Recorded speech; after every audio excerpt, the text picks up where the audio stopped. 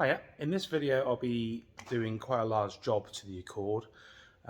So the ball joints on the front of these have a very bad tendency of snapping. And when this happens, it can pull the drive shaft out. The wheel will turn 90 degrees and it probably will damage the front wing. So yeah, here's some examples.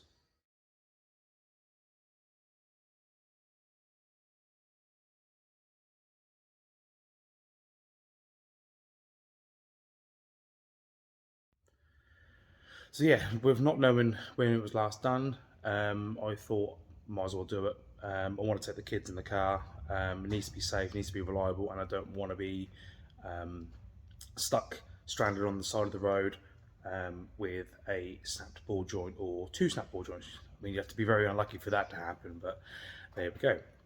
So I decided I'm going to do a replacement job lot on the front.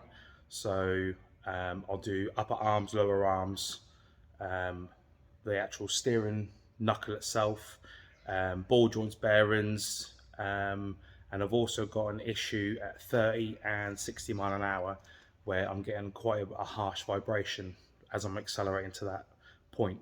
So looking on the forums, everyone seems to be saying it's drive shaft, so I've got a pair of drive shafts to fit as well, so might as well tackle it all at once. Big shout out to my friend Sean for lending me the use of his ramp. It's going to be very, very helpful doing this job. You can do it on the driveway on axle stands, but this will make things much, much easier. So a quick look around the parts I'll be fitting. I've got a pair of drive shafts from J&R. You can find these on eBay. A lot of Accord owners have had great success with these. So they're about £147 for the pair, so not too bad. Got a pair of front arms, sorry, front lower arms, front upper arms, pair of drop links, debushes, and then I bought replacement hubs. These have had genuine ball joints fitted. And also I changed the wheel bearings to a pair of SKF units. So shout out to H&S Performance in Norwich for doing the swap over. Very, very helpful. So as you can see, I've given the steering knuckles, hubs, what you want to call them, a lick of black hammerite. And we'll also be doing a gearbox oil change. Just take shy of 3 litres, so as the shafts are being pulled out, might as well do it at the same time. So yeah, it's going to be a fun time. So the first thing is to jack the car up, make sure it's safe on axle stands or, in my case, a ramp. Got the wheel off. I'm now going to spray all of the bolts with some pus gas. Other brands are available. So I did do this during the week, but I'll do it again as a precautionary, and I'll also give all the areas a quick going over with a wire brush just to loosen off any dirt and corrosion. Right, so everything's now been sprayed with penetrant oil. I'll make a start by loosening the shock bolts, 14mm. Lower shock mount is 17mm. 2 caliper bolts, bracket bolts, 17mm, and the drop links, which I think were 13 or 14. So I'll just start loosening everything off before I take it off, because I think half the battle is going to be seized bolts. So yeah, let's crack on.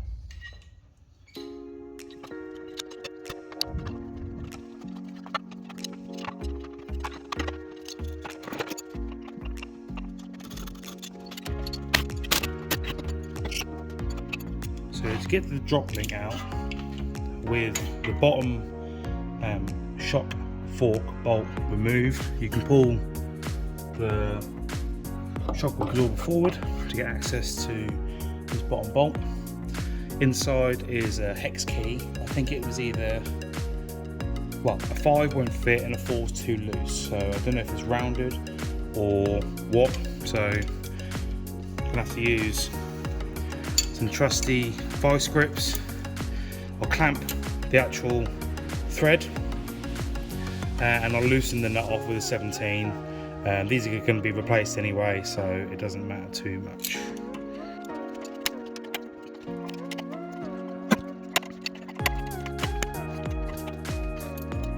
So I fought with that for longer than I'd imagined.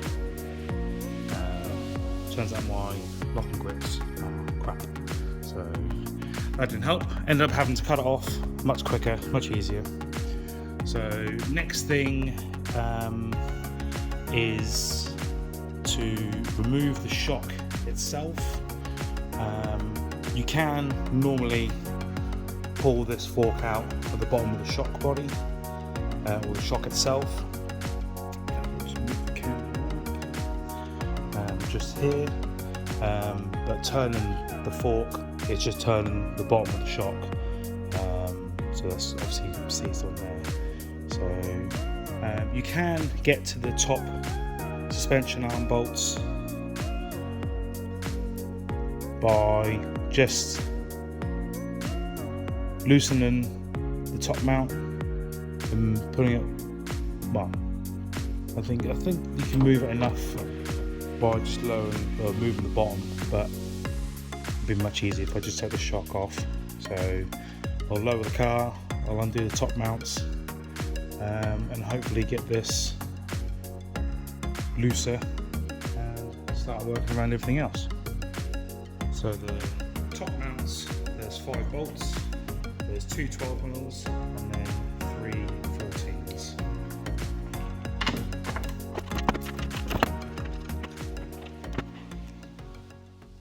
Right, so the shock is now loose. Time to turn my attention to the lower arm. I mean, I'm probably doing this all in the wrong order. First time doing it. Don't know which order it's supposed to do it in, but we'll find out as we go along. So I'll remove this cotter pin, split pin, whatever you want to call it, castle nut. I then got to try and split the ball joint from the lower arm. These lower or back bolts, they should be slackened. Front bolt should be slackened as well with the breaker bar. So hopefully it'll all go to plan.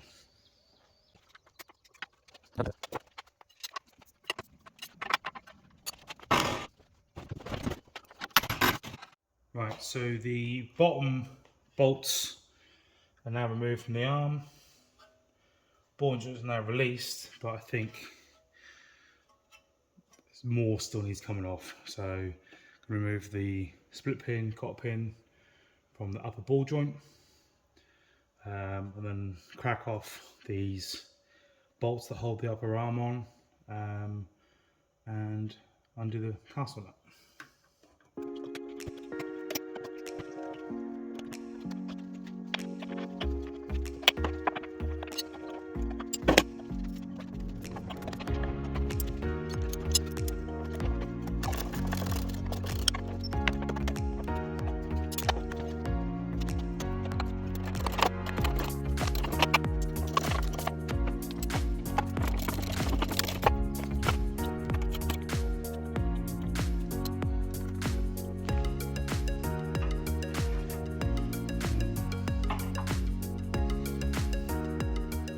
So I may got a bit carried away with everything. I think I'm trying to do too much at once.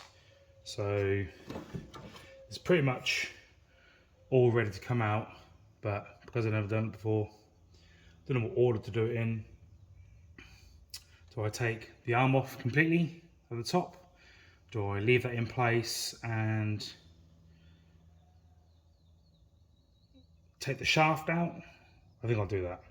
So I've undone these screws to hold the disc in. The caliper is only held in by 1 bolt at the minute. So I did remove it and then reattach. So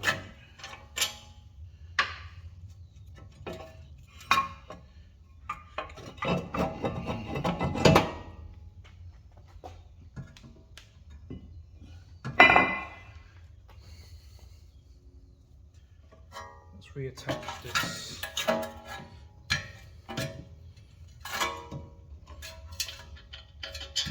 Just for a second.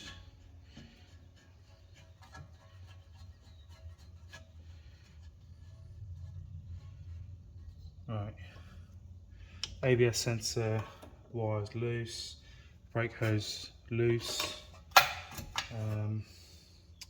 Yeah, I think I'll crack off this hub nut, see if I can move the steering and hopefully get the shaft out, and that'll probably just free up everything else. Right, track rod end is now free, hub nut is now removed, so the shaft should come out.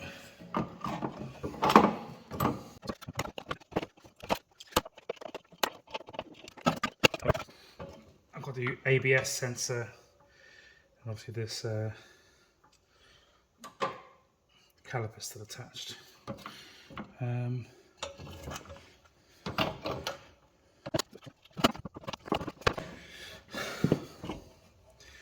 One step forward, like 5 steps back.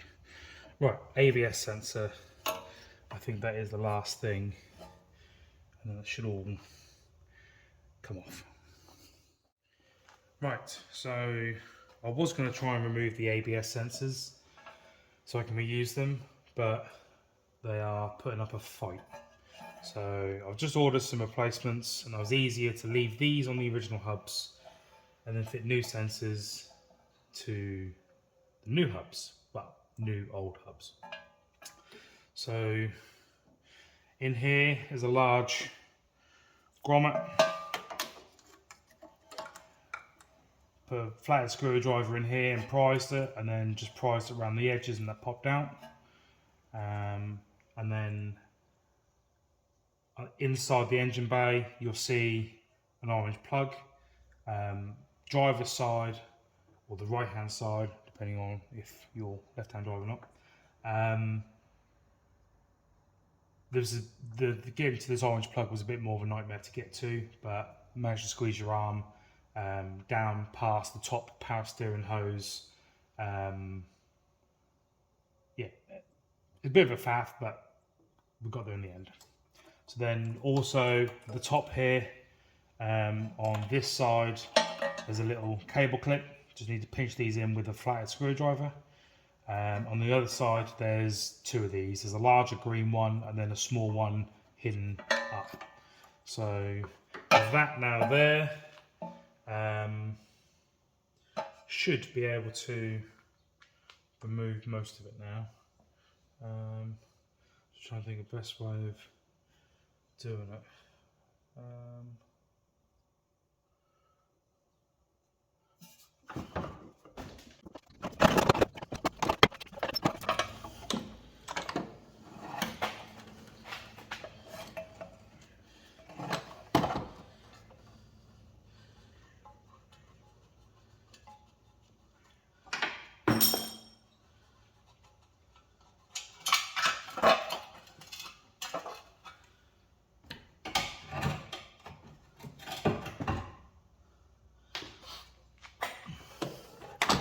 Oh.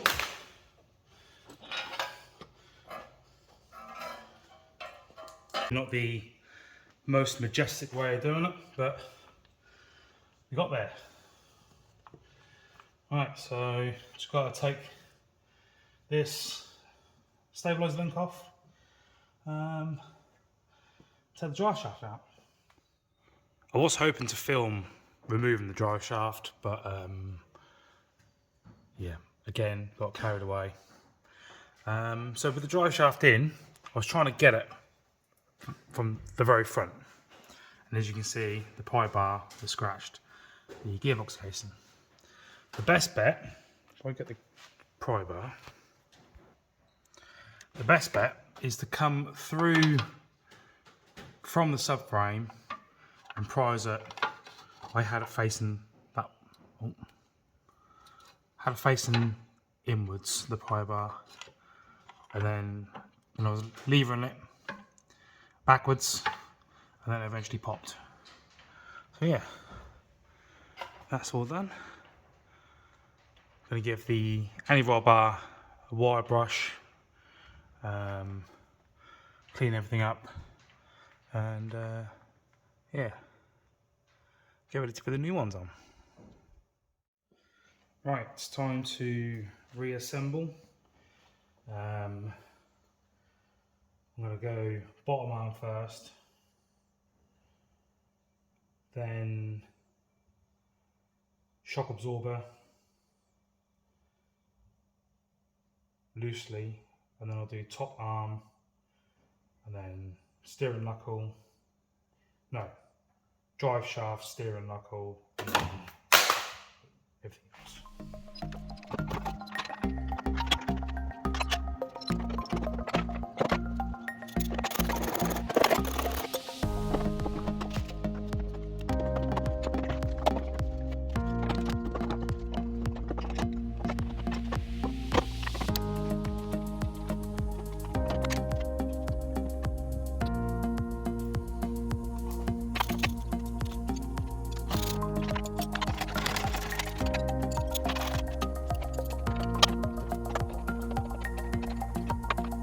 Everything is now bolted up, loosely tightened up.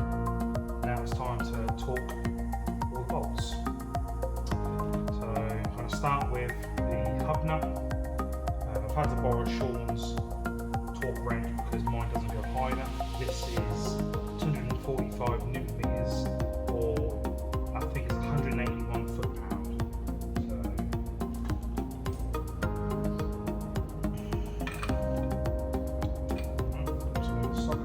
Size to the old one.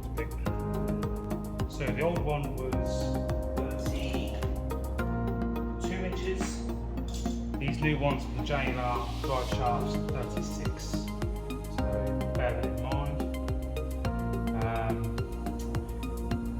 I then tried to give it a go, but the amount of torque it needs, I can't hold the pry bar against the hub and do it at the same time, so I have to get help with that, but I can do everything else. So I'll put all the torque settings of everything in the description below to make it a lot easier. So everything's now torqued up. Where it needed a cotter pin, split pin, they're now fitted. So this new upper arm doesn't require one, it's got a nylock nut instead. So track rod end and ball joint, everything's been torqued up. The only thing I couldn't get the torque wrench on was this side of the link rod. So yeah, everything is done this side. Just have to finish torquing up this hub nut, then the spacer and wheel can go back on. Actually no, tell a lie, wheel can't go on yet. I've ordered replacement ABS sensors because there was no chance they were going to come out of the old hubs. So actually yeah, I'll leave the wheel off, fit the new sensors when they turn up tomorrow, and yeah, this side's done. Let's crack on with the other side and yeah, see how things go. Obviously I won't film the other side because this is pretty much the same as this one. So yeah. So a little progress report on the driver's side, or the right hand side. So the main steering knuckle is removed. It was much easier to get that off with the bottom arm and everything else still here. So I've now changed the top arm without having to remove the coilover strut completely. It's sort of just resting on the drive shaft here. I'll then cable tie the caliper up onto the new arm. So that's now out of the way, and because this arch line is in the way this side, because the other sides had this bit cut out for some reason, probably because of rubbing. So yeah, let's crack on. So that's the shaft removed. Lower arm's now been swapped to the new one. So I'll go ahead and fit the new shaft and then carry on. And there we have it, all done this side.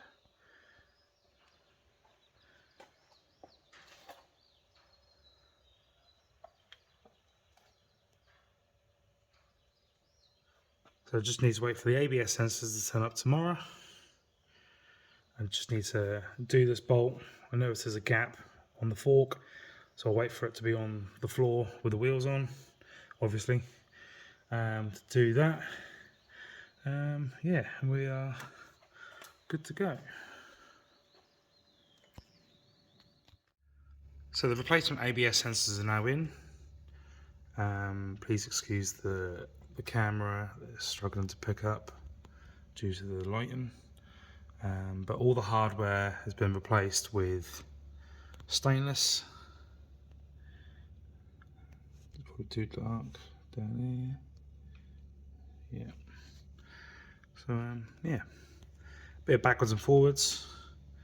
But by the time I done the other side, I knew what I was doing. Well, kinda. So yeah, hopefully this helps at least one person. Thanks for watching.